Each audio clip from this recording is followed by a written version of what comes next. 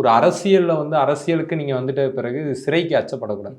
நாங்களாம் அரசியல் இருக்கிறோன்னா சிறைக்கு அச்சப்படக்கூடாது. நீங்கள் முன்ஜாமீன் போட்டதே ஒரு பின்னடைவு தான். நீங்கள் வந்து எதிர்கொண்டிருக்கலாம் வழக்க. சரி, முன்ஜாமீன் வந்து ஒவ்வொருத்தருக்கும் இருக்கக்கூடிய சட்ட உரிமைன்றதுனால அதை கையாண்டுருக்கலாம். இதில் முக்கியமாக பார்க்க வேண்டியது என்னென்னா, முன்ஜாமீன் வழக்கில் அவருக்காக மூத்த வழக்கறிஞர் ராகவாச்சாரி அப்பியர் ஆனாருன்னு சொல்கிறாங்க. ஊடகங்கள் வந்து செய்தி தான். அவர் வாதங்களை முன்வைக்கும் பொழுது மாவட்ட செயலாளர் தான் இதுக்கான ஏற்பாட்டாளர், எனக்கும் இந்த இதுவுக்கும் ஏற்பாட்டுக்கும் சம்மந்தம் இல்லைன்ற வாதம் முன்வைக்கப்பட்டதா செய்திகள் வெளிவரும்.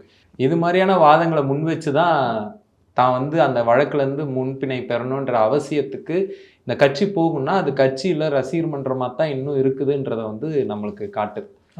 அந்த வாதங்களாக இருக்கட்டும், நீதிமன்ற அறையில் நடந்த விவகாரங்களாக இருக்கட்டும், அத்தனையுமே தமிழக வெற்றி கழகத்துக்கு ஒரு பின்னடைவாக தான் போயிருக்கு.